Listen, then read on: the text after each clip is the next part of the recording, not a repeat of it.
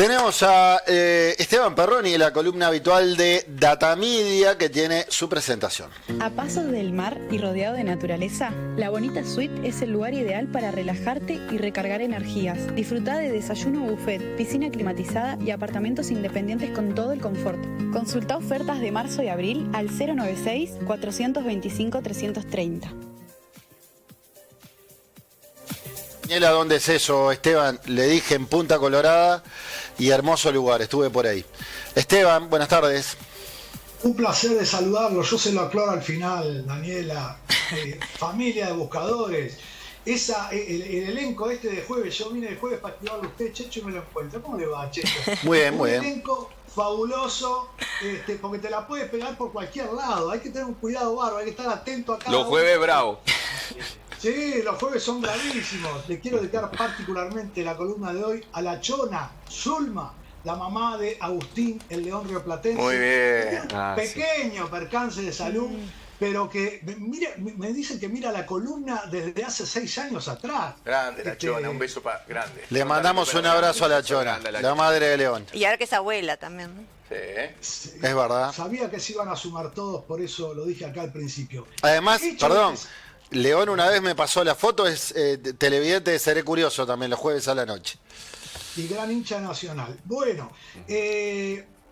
empezamos la columna, ahora sí, en serio, un tema distinto, ¿verdad? Lo que son las visiones, los modelos, como decía recién Tomás, y este tema por suerte no dijeron nada, pero pasó acá en Uruguay, pasó en la Cámara de Diputados en la semana pasada, y hoy sí, les digo seriamente, retiren a los niños el televisor, porque hoy hay de todo.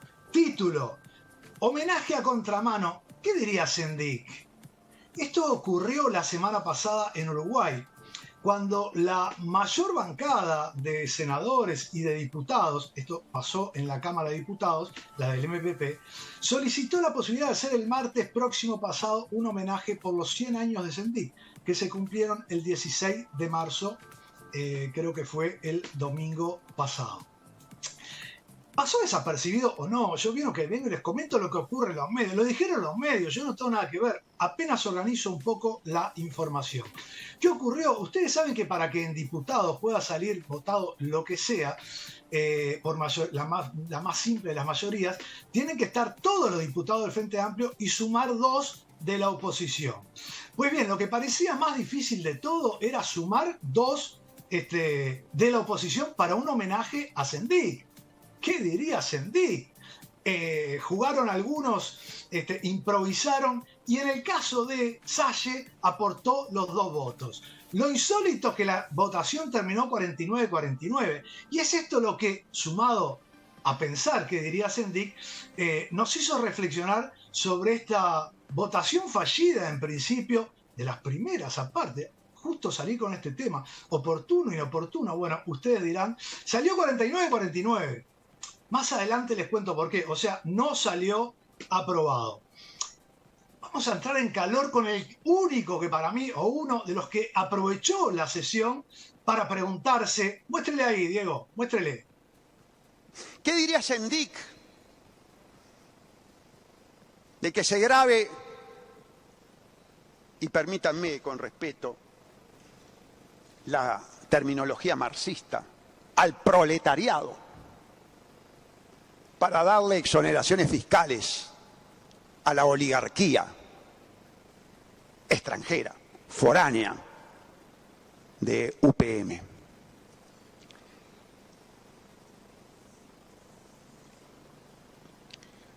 En definitiva, de todo este proceso que está viviendo Uruguay, de extranjerización de la tierra, tengo entendido, por ahí el dato puede ser controversial, 8 millones de hectáreas de tierra en manos extranjeras. ¿No era la tierra para el que la trabaja? Una reforma agraria a la inversa. ¿Cómo era aquella canción? A desalambrar, a desalambrar. Ustedes se imaginan que lo que dijo Salle no se lo contestó absolutamente nadie. Pero bueno, yo creo que con el devenir del tiempo alguien le va a tener que contestar algo, ¿verdad? De algún modo, una visión distinta, ¿no? Yo creo que la oposición perdió la chance de hacer un poco lo que hizo Salle, ¿verdad? De dialogar y contarle a la ciudadanía. Ustedes recuerden que de estos temas hay porciones importantísimas de la sociedad que no tienen idea. A veces ni les interesa, ¿verdad? Yo creo que este tema a mucha gente no le interesa. Yo solo le trajo porque lo traje acá, porque pasó, ocurrió en Uruguay. Y la oposición quizás se perdió la chance de dialogar y contarle a la ciudadanía qué pensaría, qué diría Sendik, de qué acordarse o de qué olvidarse de la gesta y la trayectoria política, finalmente, de Sendik en el Uruguay. Haz memoria que tú sabes, como decía aquel comisario de Rocha. Quizás para algunos era un lindo momento para reconciliarnos con la historia. El tema, claro, había disparado sacar los trapitos al sol y en el Uruguay, desde todos lados, se hace política con esos trapitos que no terminan de salir al sol con la claridad que algunos querrían también para dar vuelta y ubicar a la historia en su lugar adecuado.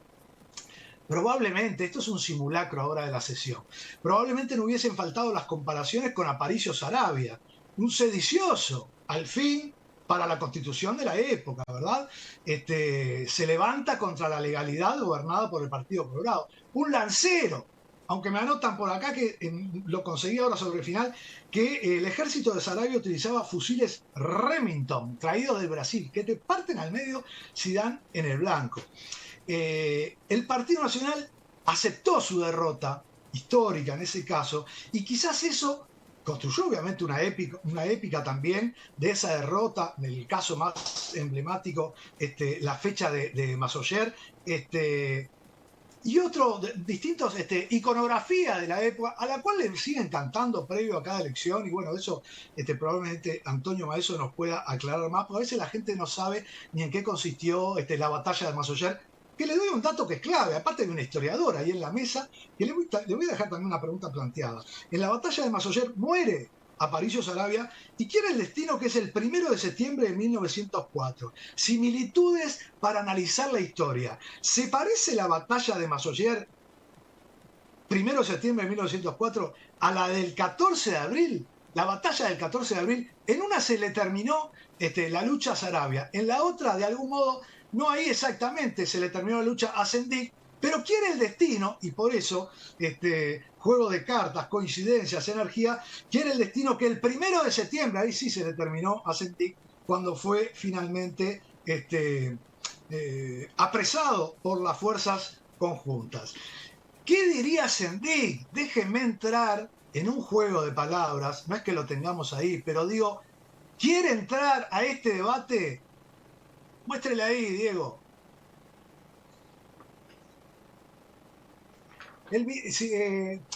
Bien, perdón. Error mío. Quiero decir que el diario El País tituló Primer traspié del Frente Amplio en diputado. Le faltaron votos para poder homenajear al bebé Sendik. El traspié me parece que hubiese sido mucho mayor en este caso de la moción propuesta si se hubiera votado y se hubiera podido discutir estos temas.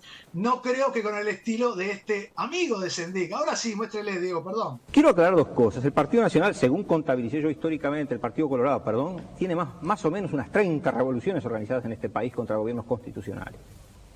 Y 3 golpes de Estado en lo que va este siglo. El de Terra, el de Valdomir y el último que dio Bordaberry. El Partido Nacional, en el decir de Furés, que creo que actualmente integra la Corte Electoral, cuando se interpeló al ministro Jiménez de Derecha a raíz de la matanza de estudiantes en 1968, dijo que antes de que el Che Guevara tomara la primera comunión, el Partido Nacional ya había organizado en este país 45 revoluciones.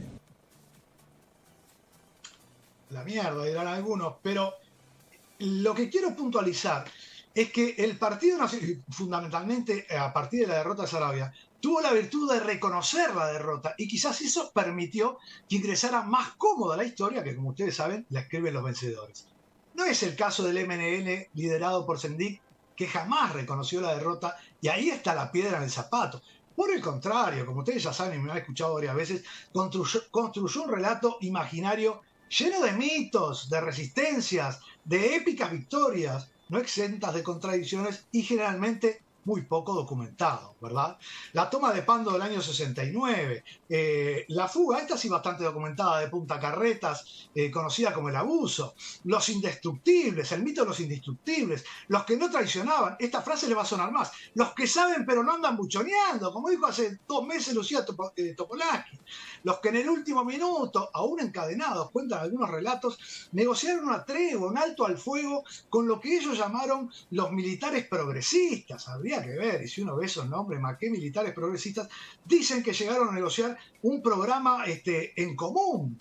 El problema es, y acá viene Martín y pregunta, que el que se opuso a ese programa, por eso le digo, los cuentos, los relatos, fue el propio Sendik, quien fue en la reunión se hizo finalmente un acto el domingo pasado, y otra vez se recordó, la vieja frase de Sendik: soy Rufo y no me rindo. Ya lo conté en este programa y lo cuento nuevamente. Cuando Sendik dijo soy Rufo y no me rindo, le estaba indicando a las fuerzas militares lideradas desde afuera de una vieja casona de la Ciudad Vieja por Campos Hermida, de que soy Rufo, soy Sendik y no me rindo porque no aprobé el acuerdo que hicieron los compañeros presos en Florida entre junio y agosto de 1972. Un montón de temas para debatir que hubiese sido interesante, sin negar el homenaje, como se ha hecho, no lo negó Salles, no lo podría haber no negado el resto, a tantas personalidades de la vida política del Uruguay que algún día hicieron lo que se llama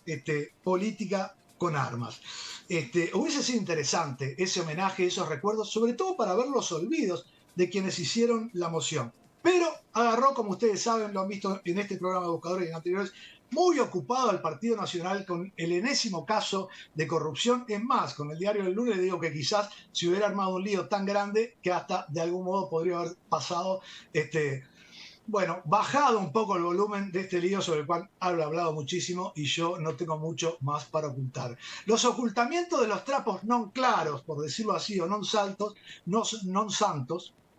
van por barrios, porque todos fingen demencia de algún modo, ¿verdad? Me imagino a los diputados colorados mirando para el costado, en el medio del homenaje, ¿no? La mayoría de los cívicos de la dictadura cívica militar, saben todos ustedes, que no solo venían del Partido Colorado, sino del Partido Colorado del gobierno reciente, Pacheco, Pirán. Hago un poco de historia, la plataforma política para los escuadrones de la muerte, liderada entre otros por Pirán. Los contactos de Miguel Sofía. Sigo preguntando, ¿por qué Miguel Sofía está preso? Por eso mismo, está preso en Domingo Arena por haber sido un facilitador de la época. ¿Le suena? Un facilitador de la época entre la Juventud Uruguaya de Pie y el Partido Colorado y el Escuadrón de la Muerte. ¿Qué descubre esta columna? Nada, está en las actas. Entérese por qué sigue preso en Domingo Arena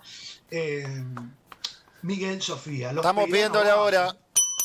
Están pidiendo la hora. Vea otro hecho más. Los Peirano Vaso. Muéstrele ahí. Bueno, yo voy hasta donde pueda.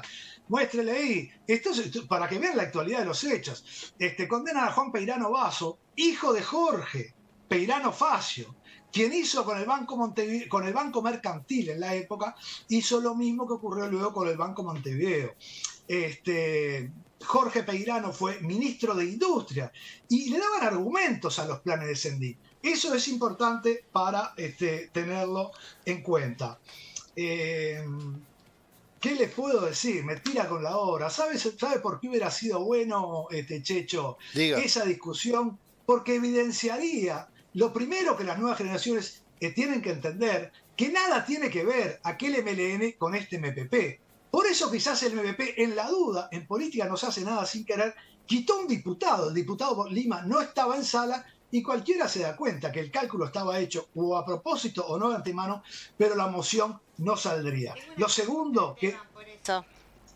Sí.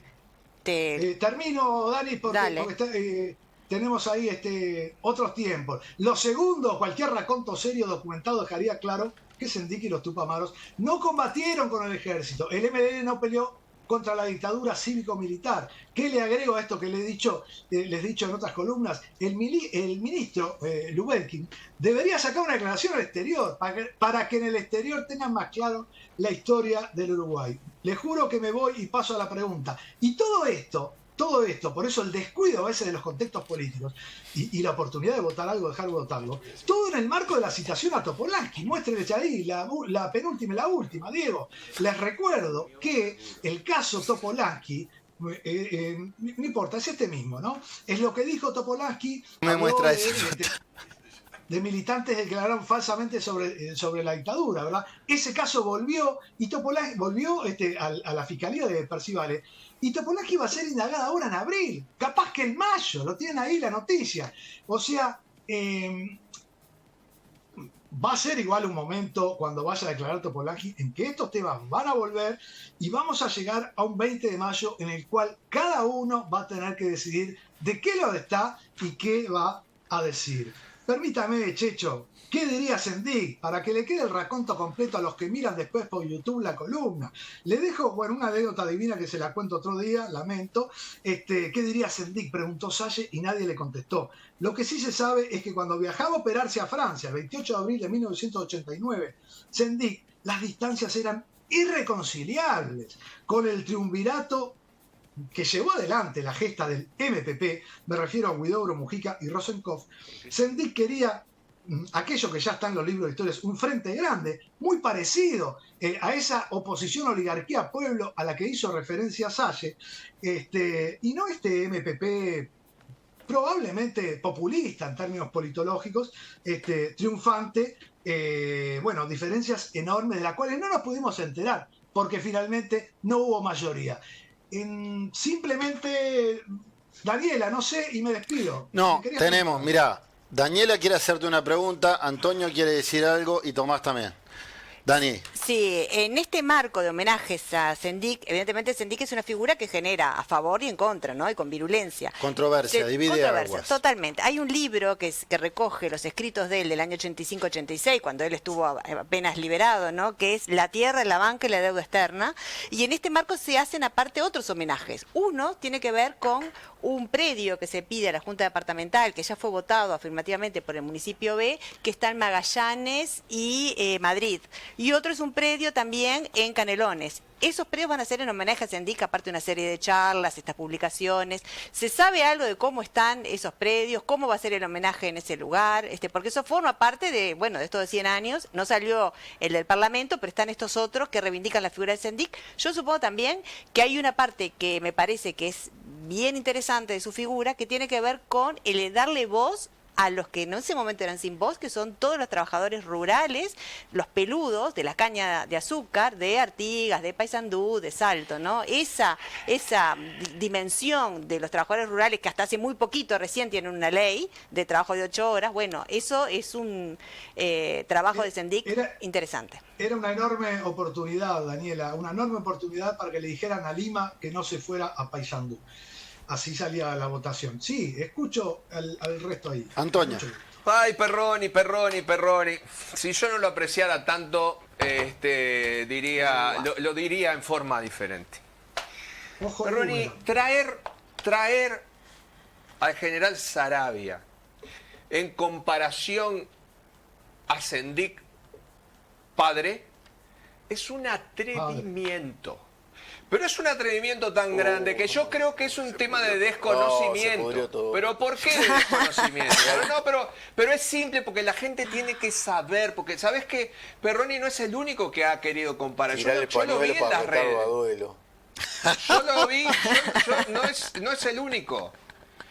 Perroni, yo te voy a decir lo siguiente. Yo no soy diputado. Por eso, pero yo te voy a decir lo siguiente porque probablemente tu partido se perdió la chance de decir lo que vos estás diciendo. Es algo capaz que te aclaro que Salle, que lo trajiste de ejemplo, lo que quería era pegarle palo, por eso votó que sí. Pero no importa, eso es otro tema. O sea, esto armado de que Lima no llegó, está armado por el propio Frente Amplio porque les daría vergüenza hacer un reconocimiento así. Pero igual, te voy a decir algo porque eso es muy importante, porque la gente, no vos, es ignorante en esto y hay que tener y hay que saberlo.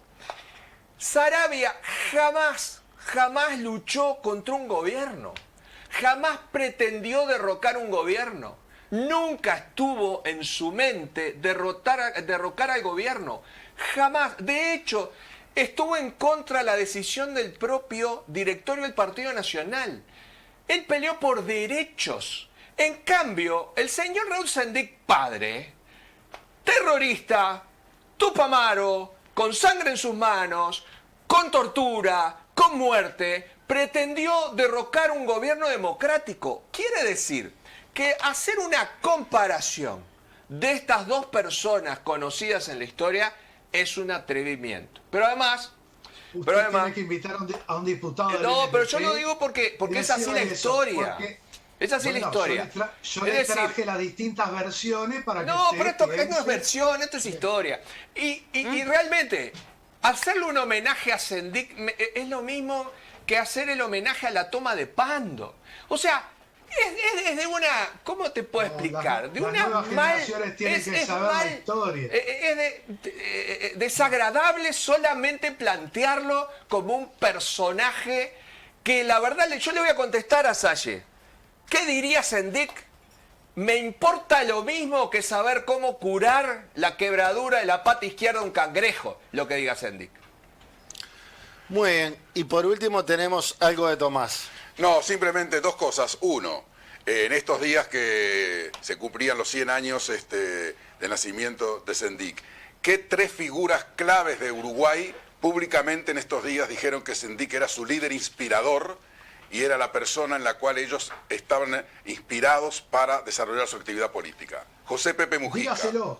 José Pepe Dígaselo, Mujica hizo Antonio un video y diciendo, entre otras cosas, extraño las charlas con el Bebe Sendic y me gustaría, no creo en la religión a donde voy, volver a reencontrarme con él.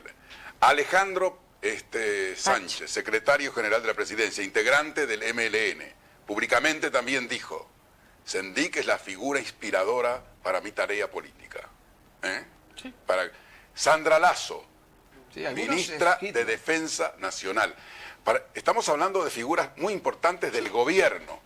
Y Daniela hablaba del homenaje. El homenaje a Sendic se hizo el domingo pasado en esa plaza que no lleva el nombre de Sendic porque no están los votos en la Junta Departamental para que lleve ese nombre. Igual los organizadores tomaron la plaza, hicieron un mural y difundieron un documental sobre Raúl Sendic. Ese acto en homenaje a Raúl Sendic contó con el apoyo de la Intendencia de Montevideo, del Partido Comunista, de Fugman, del PIT-CNT y de José Mujica.